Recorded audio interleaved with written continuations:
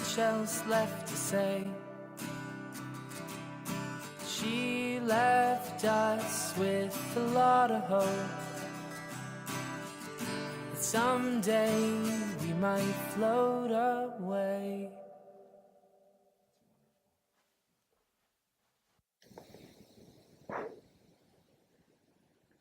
Welcome to the At Last podcast.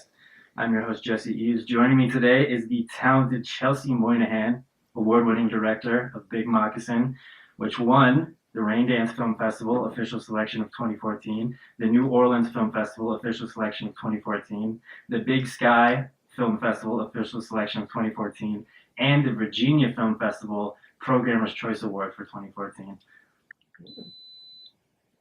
I'm not sure what that was. Beeping at us. Yeah, what was that? I don't know. Let's pop this open real quick. You got this. Woo! Oh! Shit. You got it. Yeah, that's cool. Beautiful. All right. Perfect.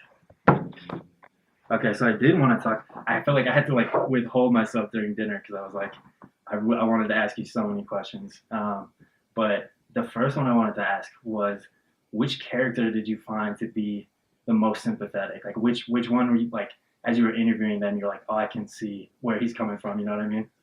Definitely Mouse. That was exactly for me, too. It was Mouse for me, too. Yeah, Mouse is one of those people who you meet and you just feel immediately connected to in some way. Like, we are two completely different people, come from two completely different places, but there's just something really special about him. And I loved Mouse, yeah. Yeah. He was the guy that creeped me out originally because of the whole, like, where he's like, this is my girlfriend, and it's like a Barbie doll chained to a fence. Yeah. But then you can tell he's just joking. Like, it's like not like it's not like a weird thing, you know what I mean? Yeah, I think we actually kind of struggled a lot with that moment too, because it was something where we wanted the film to slowly reveal the characters, and like we were like, well, is this going to set the tone wrong for Mouse? Because Right. he isn't that. He's not a guy. He's not like a creepy kind of guy. No. He's a really sweet and No, not at all. Yeah. humble and understanding person. So, but it was just such a funny moment that He had like the air of a philosopher about him. Yeah. I'm noticing now that my voice is very boomy. Hold on. I'll have the reverb turned all the way up on my voice. I'm not trying to make an indie album here, so I'm going to turn that down. This is really good, by the way. You like it? Yeah, I do. Thank you so much. It's very nice. It's the pride and joy of New Mexico. Okay. So, funny story, the town where it comes from, so where he originally saw the plot, and he was like, this is where I'll plant my grapes. Mm-hmm. This is where I will plant basically my future. Because everyone was like, New Mexico? Like, are you high? What are you talking about? But so the place is called Truth or Consequences, New Mexico. And the reason that it's called that is because there was a game show in the 70s, and they offered any city in America. It was not even like a significant, it was like $5,000, which even back then is like not super, like a lot of money. Yeah. And they're like, if there's any town out there that will name themselves after our game show, Truth or Consequences, we'll pay them $5,000. And so Truth, at the time, I don't remember what it was called, but they were like, we will take that. Give us $5,000. We're naming our town Truth or Consequences. That's pretty awesome. so to this day, that's what it's called. That is a really funny name for a town. Weird. It's weird, isn't it? Yeah. But Gruet is good. It's actually good sparkling wine. Yeah.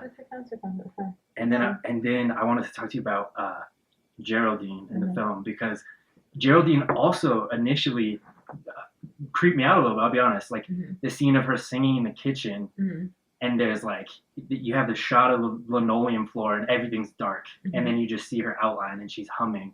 And so there's an old woman hunched over humming.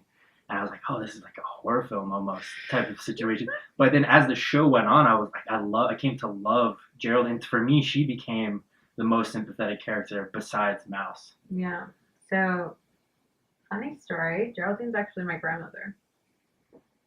What? Are you serious? Yeah. Oh my God, I loved Geraldine. She was like my favorite. Oh my God. The thing at the end, she's your grandma? Dude, oh my God, it's so beautiful. I had no idea.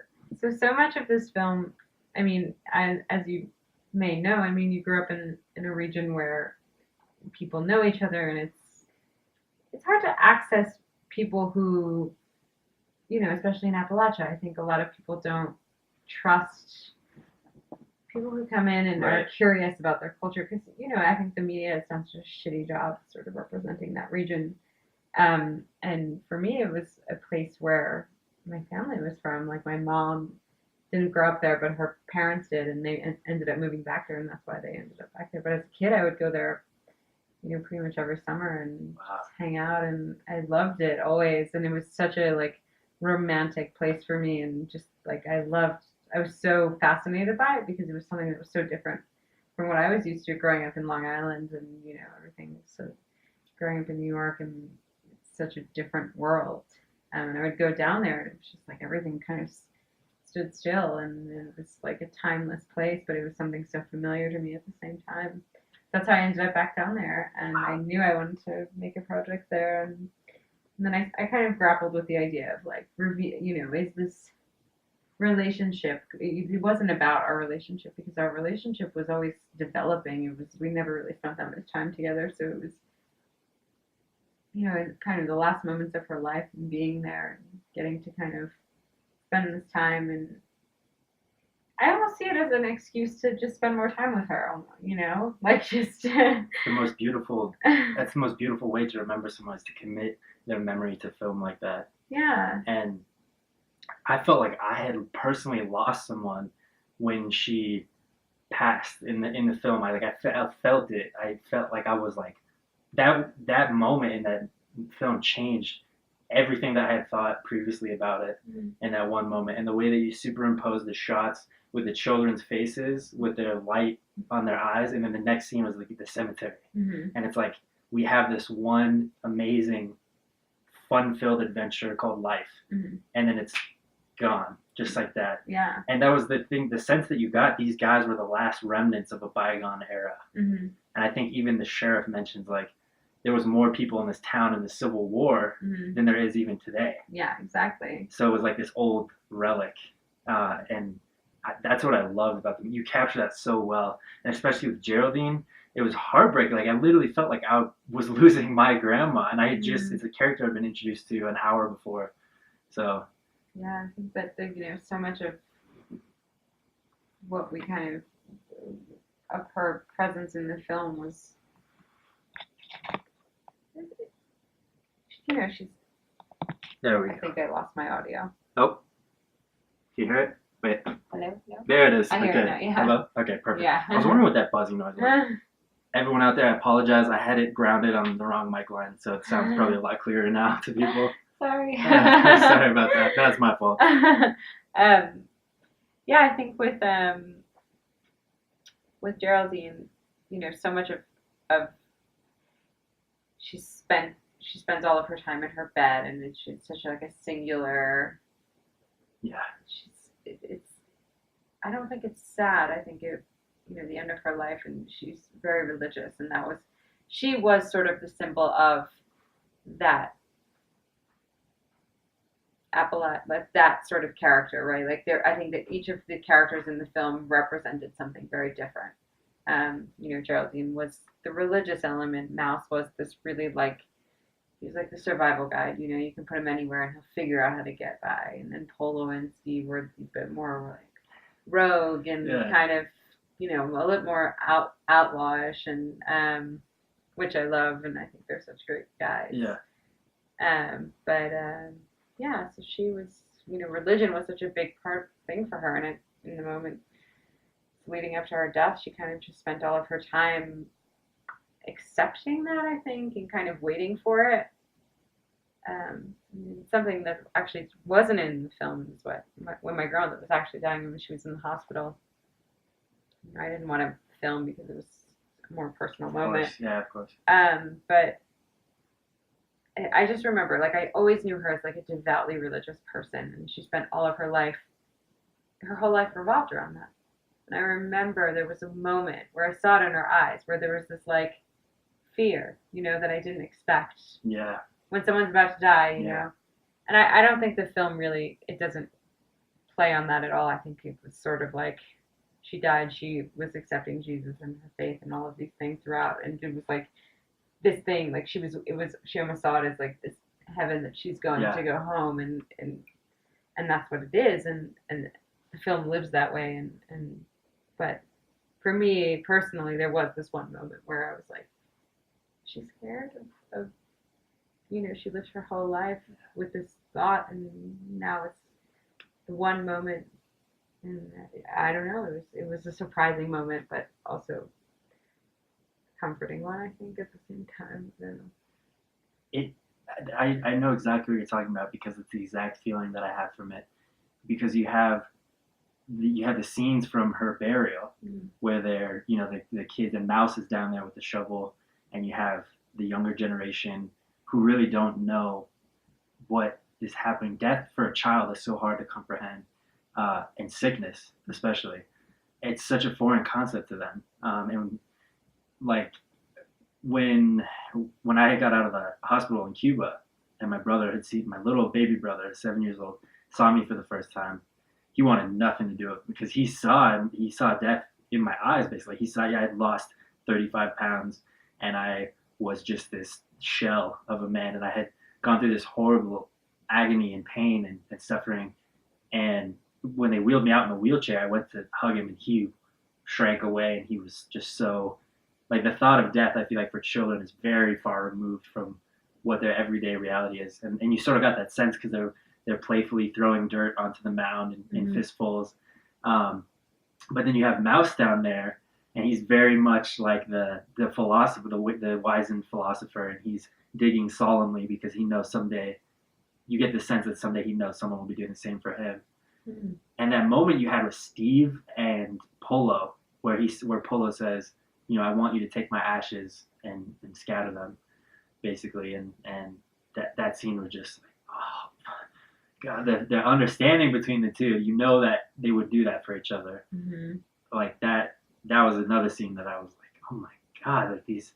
It starts off where you're like, okay, these guys are still like maybe backwoods, like a little. They're kind of strange, they're peculiar, but you're pulling for them the whole time. You don't want anything bad to happen to them. That's the sense that I got from this film for sure.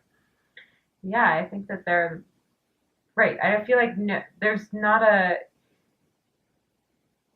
isn't a character for me that I felt anything negative toward, like, or felt any. There were no moments where I was like, exactly. You're kind of pulling for them the whole time, and they have their little moments, and they get into that little argument over the dog. Yeah, and it's just like, that's right. Yeah.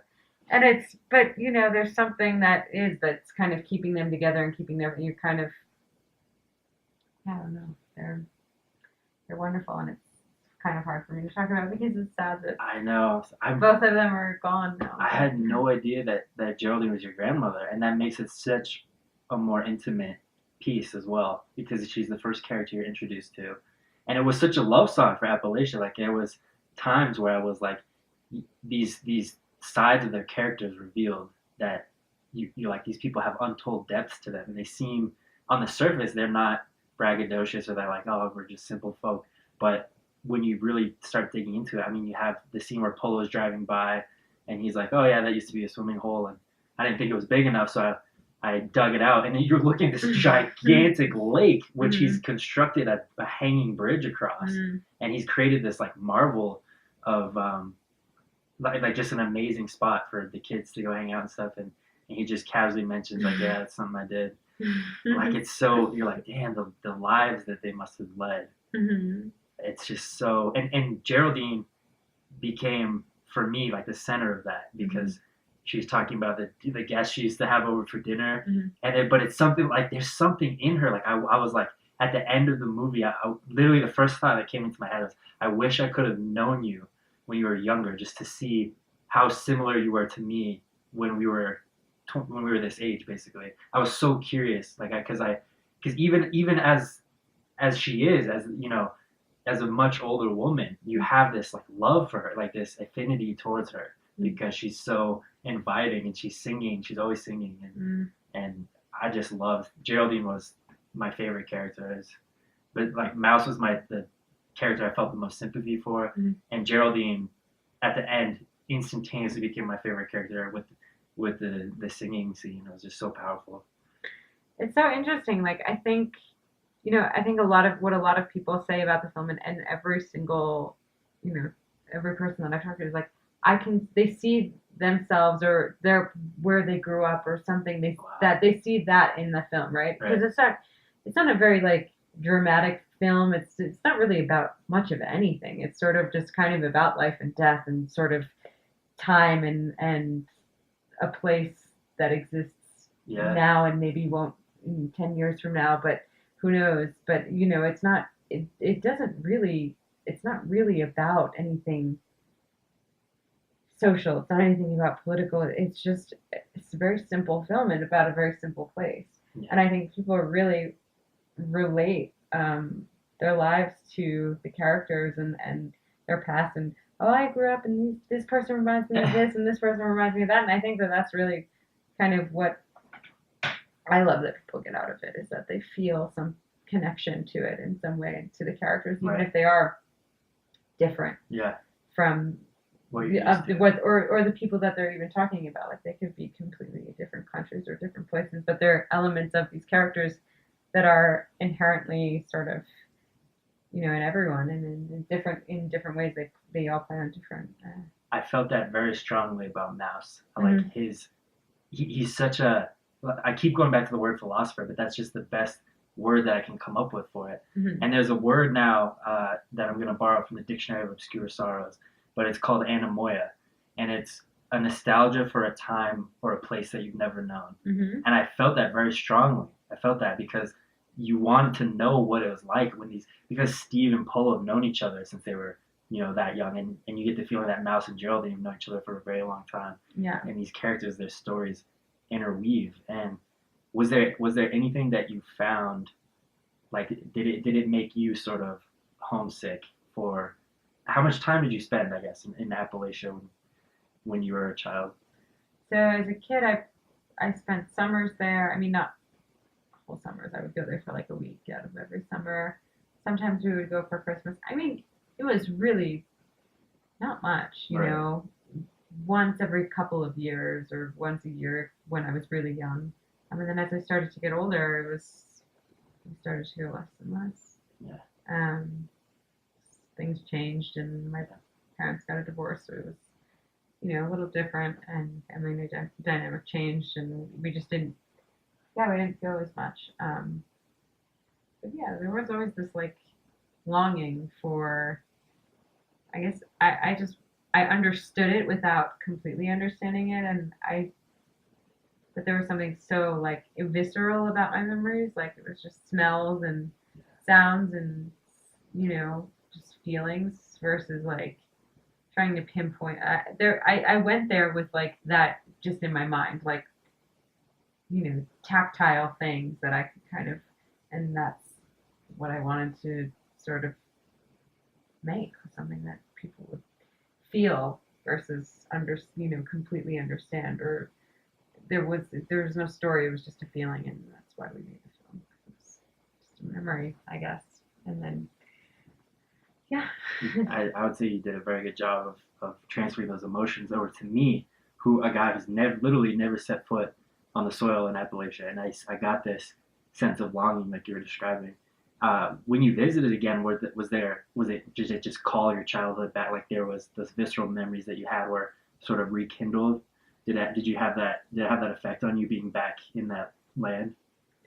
Yeah, it definitely. And I think a lot of things, changed when I was growing up. My grandfather was there, and some of those memories are just, even the smell, like the smells I'm talking about. It was like, my grandmother, before she was sick and bedridden, she would cook biscuits in the oven and chocolate gravy, and just like the smells of that. And then my grandfather was just chewing tobacco and the smell of like tar and cherries and, all of those things. And, when I went back, it was similar themes, I guess, but also things that definitely, they felt a little bit more sad because my grandmother it didn't have the same liveliness that it once had, and it was just a bit more empty.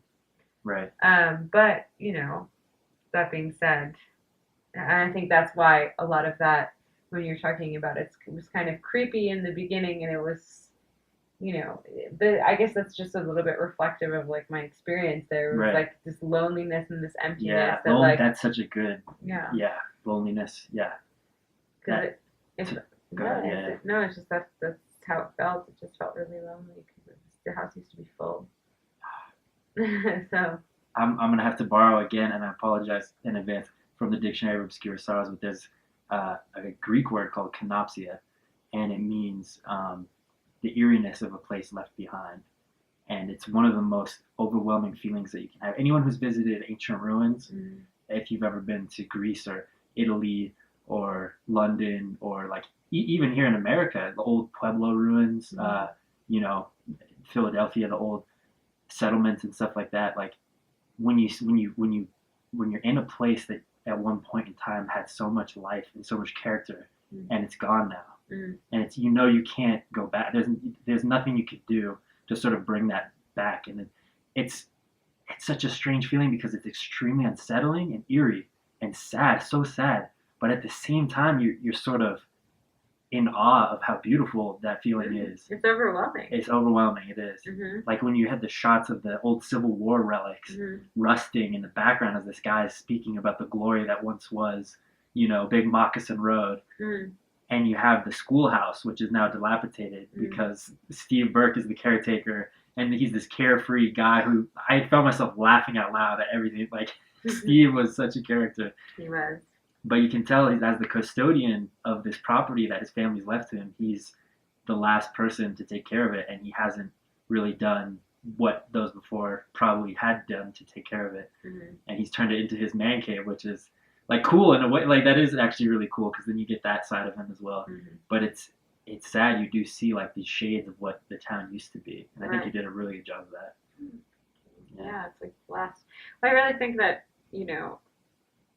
being there, and I really felt like, okay, this is maybe the last moment for this place, because you got that feeling. Yeah, because it's just so, the younger generation of people are so, it's like everyone, we're all tied to our phones. Technology has changed the way that people interact with, their communities and what kind of keeps them there. And it's just a more globalized, they know more than they did. Oh, yeah. 10 years ago, 15, 20 years ago, right? Like when you kind of grew up in a place, you stayed because it's what you knew. But now people are they have so much information and there's so much happening that it's hard to kind of keep people in a place, I think. Yeah. I mean, maybe I'm wrong, but it's... No, I think you're right. I think there's a lot of like that sense of like self-reliance and like dependence on the land and sort of like, I think that's kind of fading away a bit. It is. It absolutely is. Like I said, the guy that you spoke to today, Thomas Wingate, who's going to be on the podcast tomorrow, he is he's sort of one of the last true cowboys left in the world, Yeah. And after these guys are gone, I mean, they're literally the last of a dying breed. And after they're gone, there won't be people like that anymore. There won't be these rough and tumble guys who look like they were blown in with creosote from the desert, you know? Yeah. And you get the feeling of that. And like you said earlier, like, so a lot of people would consider dying 5 miles from the place you were born to be a failure. Like they would call you, in today's standards. But there's something so beautiful about that. Like you realize as the film's coming to a close, these guys have known each other since they were riding the school bus together. Yeah. And they're talking about spreading each other's ashes, and they're all good guys. You get the sense that they just are trying their best. Yeah. Really, at the end of the day.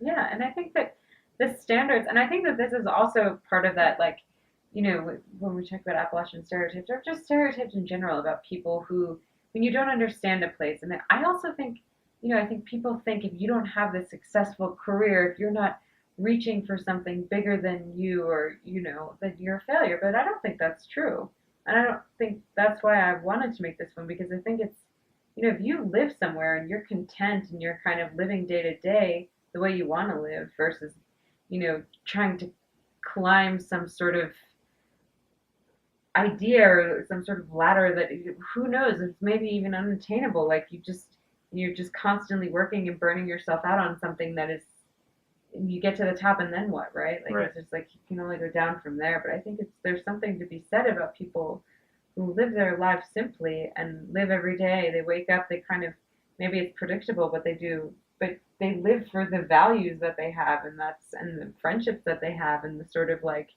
acceptance of that. And just a totally different. I don't see it as, I think of people, poverty or this or that, whatever. I don't believe that. I don't think it's that. I think it's different. It's not, right. You're not like, people aren't obsessed by the things that people in New York are obsessed with money and power and all of these things. They don't care about that because it's just not who they are. Right. I don't think it's fair for people to say, "Oh, why? Why not? Who right. cares? Let people live how they want to right. live." And it's like, I don't know. And it's like what we were saying earlier. To me, it feels like there's less and less genuine people left in the world. There's, and partially due to this is what we call like the interconnectivity, is people are just becoming versions of the same, what they see as attractive and attainable. Mm-hmm. They morph themselves into that. Yeah. Whereas back in the day, you are who you were. You were, right. You're very authentic. You're very genuine, and there's very few genuine people left in the world. And so when you encounter them in your daily life, it sparks something primal inside you. Like you're like, oh, they are out there. There's people out there that are left that have these amazing stories to tell, and that's the sense that I got. I was like, I can't believe the little gem, the pocket that you found. Yeah, I think it is, and exactly, it's like people used to just live to kind of survive, I guess, in a way, and in a way that was, and not in a like caveman kind of way, but right. in a way that was like, yeah. You kind of, you do what you have to do, you get by, but at the end of the day, it's not, family is important and all of these, and I just think it's challenging to think that I don't know, who knows what the future is gonna be like, or what people are gonna be like in 10, 15 years. People are it's just different. There's not really that sense of community and friendship and love, and just it's changing. Yeah, and it's so true. And when you're walking down the street in LA, you'll meet 12 guys who are all the same. Yeah. All the same person, just variations on a theme. Right. Because they saw something and they're like, that's who I am now. Yeah. Because they've attached their identity to that thing. Yeah. And whereas if you were to take a mouse and search through the entire United States, you might find some people who are like him, but you're never going to find another guy named Mouse who is this like roaming philosopher guy who's hunting deer and fishing, and you can find him in the backwoods with his little bucket hat on and saying these things that are, completely unintentionally profound. So profound. Yeah. Mouse is like, he changed my life. Oh, like, me too. He was just like, everything he said, I was like, and he was like a very progressive thinker for someone who was kind of grew up in this holler and like lived there his whole life. And I just felt like I could open up to him, and I would have dinner with his family all the time. And he was just so like, he never looked at me as like, you're different than me. Like he was just like, I love that you're different than me, and that's cool, and this is what life is about, kind of thing. And it was super surprising. Everything about it, everything about my time, and I made the film with Andy too, who's my husband. And that's cool that you led into that, because I was actually about to ask you that next. What was it like to make a film with your husband? Because it sounds like a dream project. I'm sure there was like some amazing stuff that happened during that time period. Well, we got married as a result of making that film. Really? Yeah. So. Wow. We were we kind of went down there together. We'd only been dating for a little while, and you were like, "Hey, do you want to come film my grandma and a couple of her friends?" Yeah, totally. That's how it happened. And he was like, "Yeah." He's down. He's from England. Hell yeah. Shout out Andrew.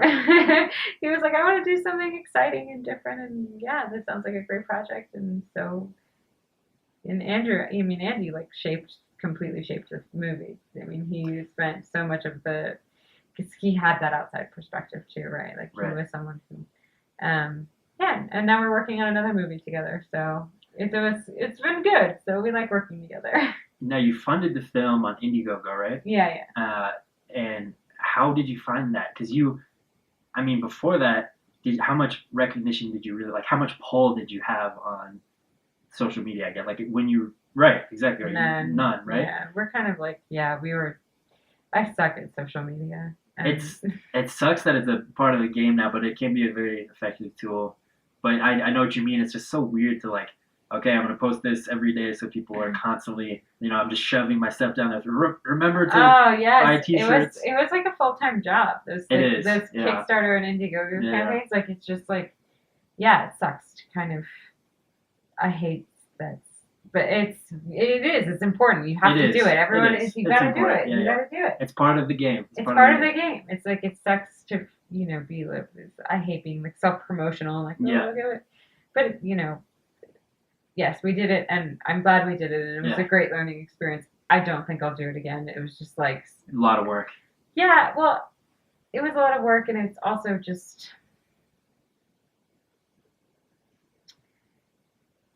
Yeah, I think we're going another route this time. We're actually just doing our grant applications for our next film. So now I did want to ask you about your next film. Can you tell us the title?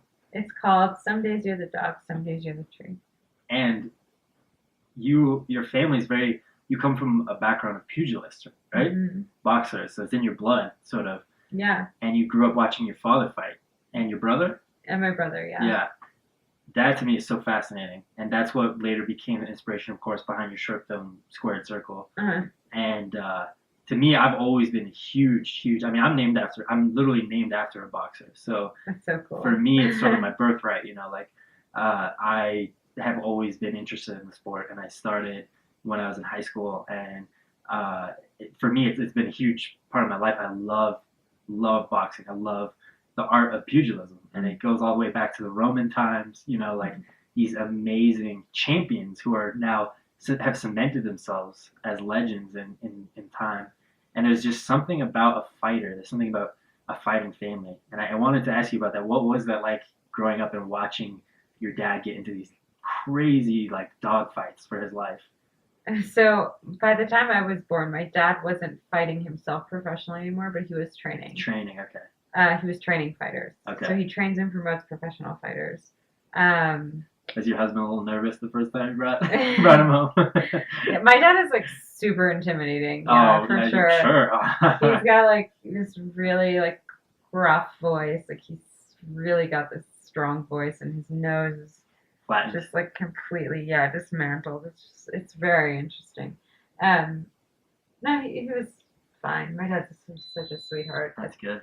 But he, I hated boxing growing up. I hated it. I'm sure you did, yeah. I hated going to, my dad would pick me up from school, and the first thing we would do is go to the boxing gym. Yeah. And I just absolutely despise. Right. And always fighters living with us from everywhere, from Uganda, from Haiti, from Cuba, from Panama. I mean, that was cool. I always loved the guys, and I was, especially as a young kid, it was cool for me. It was having brothers all the time that would kind of come in and out. But big tough guys. Yeah, big tough guys. I always felt super protected, and I mean, I grew up around guys, so I was it's just the way that I thought about. I don't know. I guess it made me a little bit tougher, I think. Sometimes I think so. Absolutely. Yeah.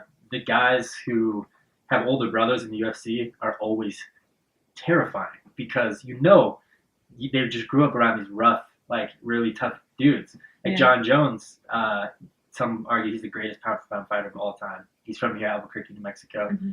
And he grew up with an older brother who used to just beat him up and just kind of muscle him around, and he grew up around these real tough older brothers. I think it does develop sort of a strength of character.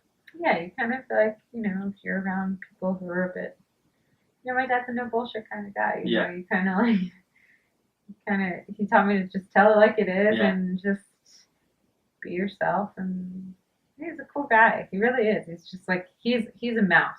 But of the boxing world. Yes. So he is just this street philosopher. Right. Like he is just everything that comes out of his mouth is an anecdote or some sort of like. Wow. And you know, so many people respect him, and he's this like amazing coach and trainer and mentor for so many people, and yet he's just. I don't know. He's just so humble about it, and it's like so cool. But he's also he's funny. He's a funny guy. He's very layered. He's a layered person. Yeah. So the film we're making is about. It's about him. It's him and his relationship with his current fighter, Cletus, the Hebrew Hammer Selden. The Hebrew Hammer, yes. So Cletus is. Yes, the Hebrew Hammer. I love that. Yeah. I'm gonna drink to that. Let's take a drink to the Hebrew Hammer right now. Okay, Hebrew Hammer. Cheers. Cheers. Cletus, if you're out there listening. Cheers. That's awesome. Yeah, Cletus is a pretty cool guy. He's my dad's been training him for about 5 years now, and Thank you. you're welcome. Thank you for that. Whoops. Nope. It's okay. Yeah. Don't tell anyone about the hype. Yeah, Cletus is ranked 4 in his weight in the world by the WBC for his weight class, and he's on the brink of a big career. Yeah. But yeah, the film doesn't really talk too much. It's not really about boxing Right. per se. It's more about sort of the relationship between these two guys and sort of the struggles they're both going through. Different things, and it's about their sort of like parallel and also combined struggles. So I like that. yeah. Now, will you be accepting any funding? Sorry, I can only record for 30 minutes at a time, and they beep at you to let you know they're still going. Oh, okay, hey. Faithful little soldiers. There you To the end. Are you going to be accepting any crowdsourcing money, or like are you going to accept any like Indiegogo campaigns or anything? Like, has anyone even started one, or are you just seeking a completely different method? Like, Yeah, we're just gonna. Yeah. We're gonna do it.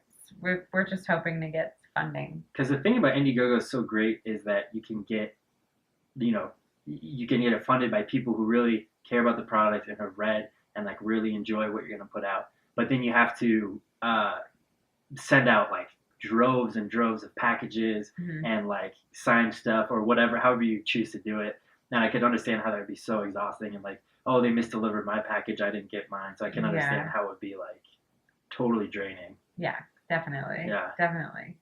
So That's a tough thing for sure. yeah, I'm sure it was. But the main point of coming on today, I just wanted to let you know I'm a huge fan of your work, and watching the movie for me, like as it went, I had to keep pausing it and just going outside and like just sort of reflecting on my life and the decisions that I had made and who I was, and so the way I watched it was sort of in like 4 or 5 long segments or short segments. I mean, and because I would get this information, it's so much, like it's so rich if you really see what's there, because it's at its surface, it's just the friendship between these people and how close the community is. But then beneath the surface, there's like mortality and legacy and the relationships between friends and betrayal, and like there's all of this stuff, and I was just trying to unpack it on 2 hours of sleep, and it was so interesting to me. I loved it. So thank you. Yeah. I'm really glad that you saw all of these things in there, because I do think, it's all there, and that's the thing with Big Moccasin. That's the thing why we made the movie too. It's like it's really layered, and it all is. It's so much about mortality, and it's about life, and it's about death, and it's about sort of what's in between. But what's in between, I don't know. It's I don't really know how to explain this, but sort of this like flat line kind of thing. It's like you live, you're born, and you die, and then everything in between is like what you kind of make of it. And right. I don't know. There's something really nice about the idea of. I always thought about this with my grandma, because she's buried in the backyard, and in the film she is.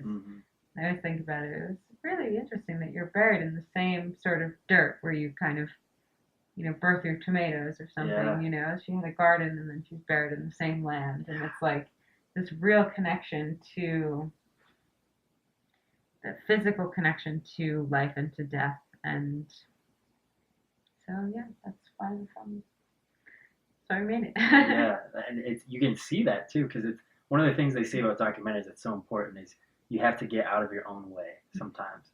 So it's like you will try too hard to do something. It's the same thing with any sort of creative endeavor. If you try and place yourself too far in the way, like I find myself talking too much when really it should be about the guest. So it's like, but the way you guys did that, I mean, you literally excluded yourself entirely from the movie, which now when you're telling me Geraldine's your grandmother, like that is crazy to think, because you did such a good job of just getting out of the way and letting these people talk. And I was going to ask you, were there times, because there's times with Polo especially where he's just talking and you're not saying anything, and so I was wondering, was there times where it was sort of awkward where you're like, should I say something or should I just let him keep going? Like, yeah, I think that all boils down to trust and like the sort of relationships that you build with your characters. I think, if you understand and you like truly love and understand your character, and like on a level that's deeper than just like, I think this person's interesting, right. like I think that but if there's something that like is a connection, you can kind of sit in a room with someone and just let them go on and on and on and on, and there's not that awkward tension because it doesn't. The person trusts you to kind of relay their story to you, right? Like it's just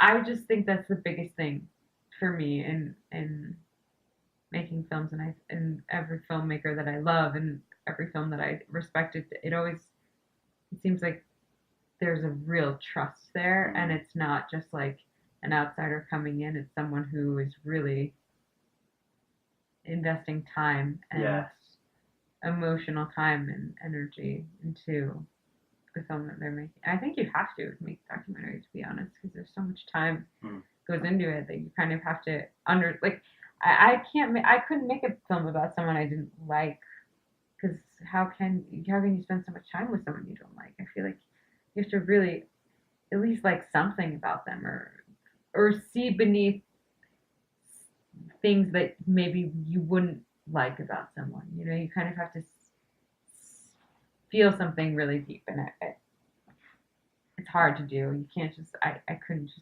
make a film or make a project about something that I don't know. You really have to connect with it. Right. No, I absolutely agree. And you get that sense too from the people in the movie, because they're telling you these stories about their childhood, and they're telling you like, we used to police the bus when they were driving the bus, because the town is so small essentially that the bus driver quits, and so they're looking for someone to fill the bus, and there's no one to fill the job, and so the guy who's a senior in high school is Steve, right? Mm-hmm. Yeah.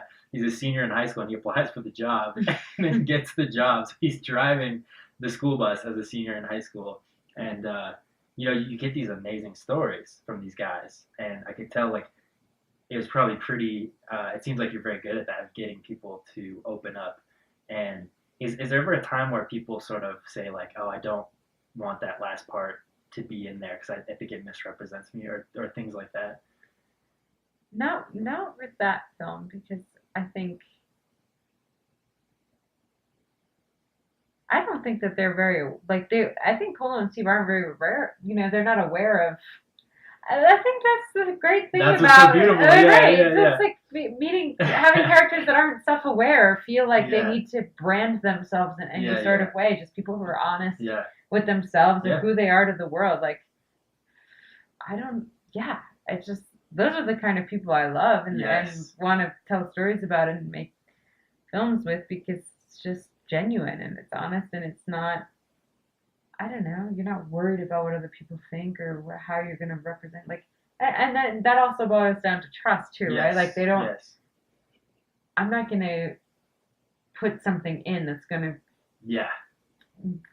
make fun of anyone or tarnish their personality. That's not what I'm here to do. I'm here to kind of tell something that is real, but also at the same time that's something that I want my characters to look at the film and say, I love this film. I don't want them to say, why would she do this? Or why would she represent me in this way? Because that's not. No. It's not what trust and friendship and love is about. So absolutely, I'm all about I don't think there was ever a moment where it was like, don't do that or don't use that. And I mean, I've had that before. It's Right. just like on jobs, you go in and you interview and it's kind of like run of the mill, but it's always with someone who's like a celebrity or a politician. So you have to worry about their brand. That's what's so weird is it becomes like they're not a person anymore. They're a brand.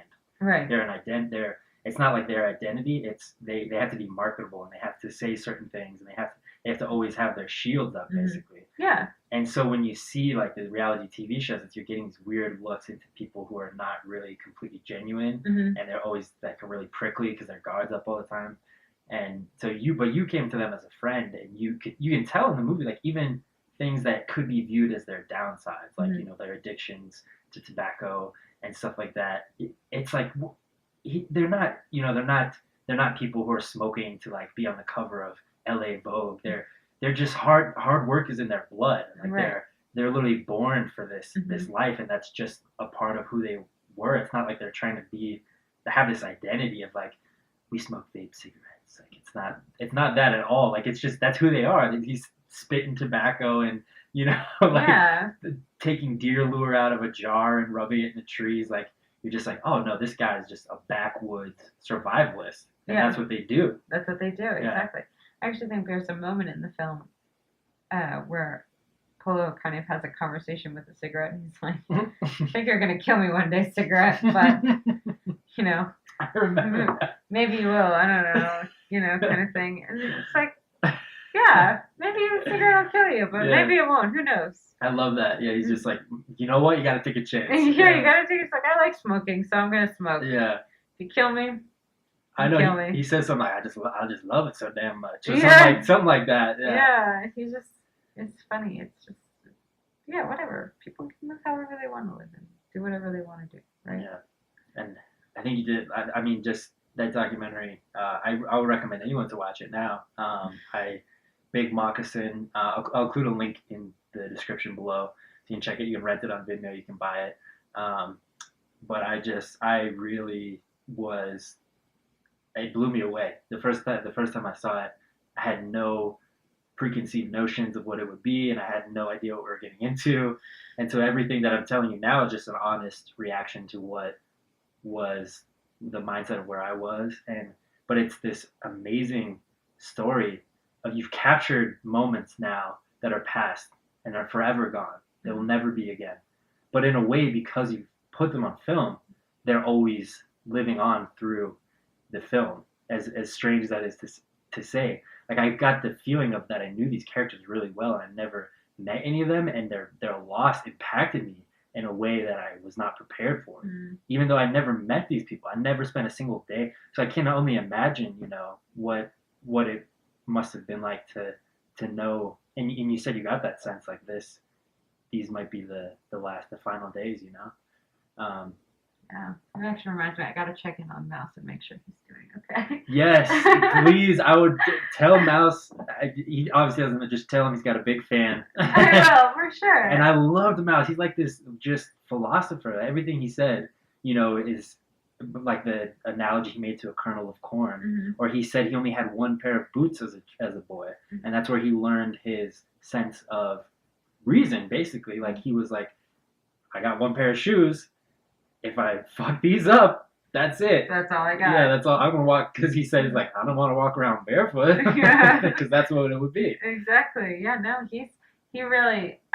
Mouse was the mountain version of my father. He really was. He reminded me so much of my dad, and I think that's why for me, and Andy too. We were both so drawn to his character because he was just so honest but so smart in a way that was beyond. Like it's like street smart, but like mountain smart. Right. I don't know. It's a good word for it. Appalachian smart. Oh, Appalachian smart. Like, it was just, he just knew it. He just knew what life was. He got it. He got life. It's like, it's simple, but it's like fundamentally hard for people to get life somehow. I don't know. It's like, it's a complicated thing, but if you get it, and he got it. So you just know he goes to sleep every night and sleeps fine. Exactly. He's just a good guy who doesn't have anything really. What does he have weighing on his conscience? Nothing. He just wakes up, does his good deeds Yeah. for the day, just like, survives, and then He goes to said sleep. my favorite line, which I want to steal from him, was talking about. Oh, he put it so it was like ferrets. Something about ferrets, like Tofu farting. tofu. Yeah. Tofu. But if you think about a lot of people in LA, or like I'm picking on LA a lot this episode. No, it's fine. But they are. There's tofu farting ferrets. Like Yeah. they don't stand for anything. They're just sort of spineless. They just kind of go around doing whatever that they think is expected of them. And Yeah. like it's just so strange. Like and then you have a guy like Mouse, and he's joking about it. Like he's not demonizing them. He's just saying, when you have a bunch of tofu farting ferrets, no one's going to be able to move because everything's going to be constricted, and that's what we're witnessing now.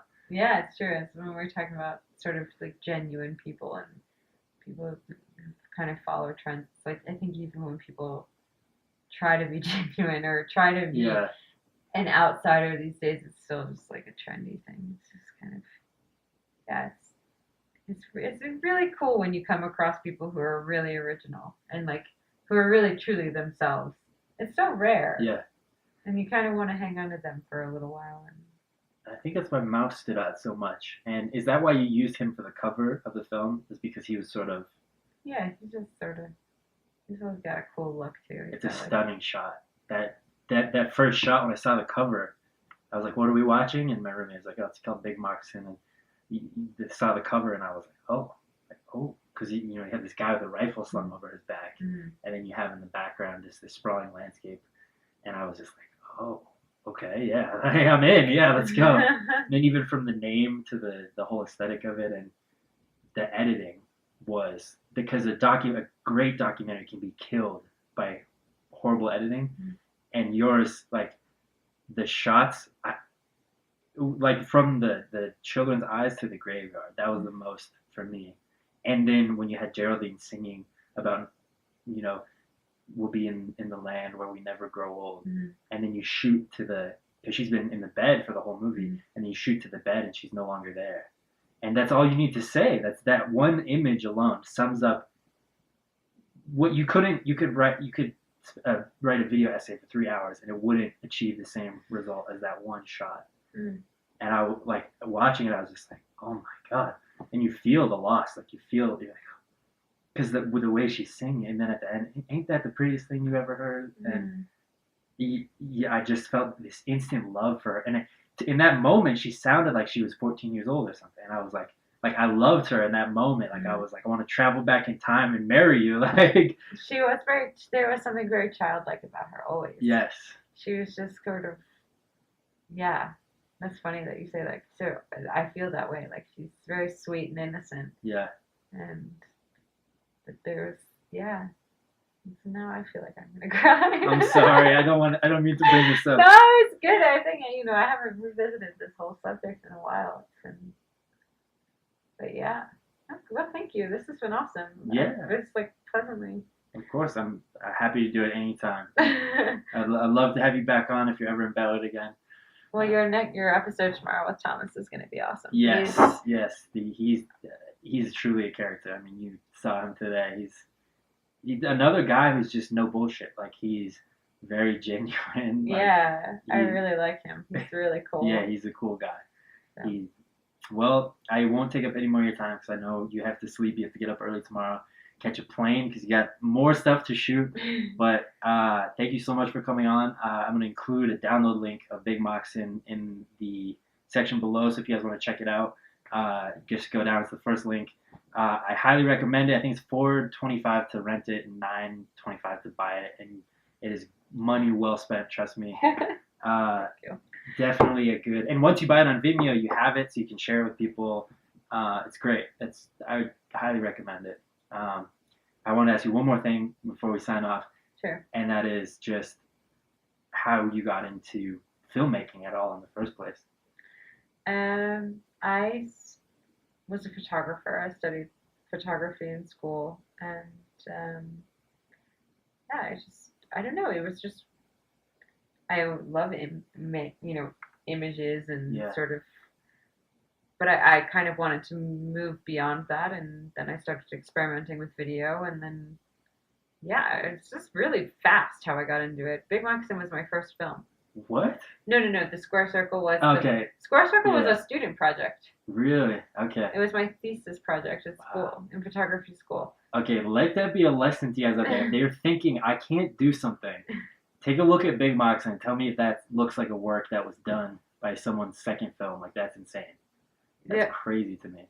Well, I think it was just, we were so naive. We didn't know what the hell we were doing, that it was just like, we didn't know. I mean, we knew what we were doing, but we didn't know how to make a feature film. That's a big undertaking. And it's huge. And all the things that would, how much time and energy we would need to put in. So we were learning on the job, and it was kind of like, I think it was because of that, because we weren't overwhelmed from the start because we didn't know what needed to be done. Right. And then it slowly, became a process, and we started to understand, and we were learning more and more, but it was just trial and error. There you have it, folks. Trial and error. The only true way to develop characters is to put yourself through the fire. I've always found that to be true, and it's something that Joe Rogan said, but the beauty is in the struggle, and it's so true. And thank you so much for coming on today. It's been an absolute pleasure, and I hope someday our paths cross again soon. Me too. I really do. You're wonderful. Thank you. Thank you very much. That's it, guys. If you want to email us, it's atlastpodcast@gmail.com. You can find us on Twitter and Instagram at @lastpodcast, website atlastpodcast.com. Go to the store. We're having a sale on all Infinity hoods right now. No two are made alike. Go get them. Festival season's in full gear right now. I love everybody very much.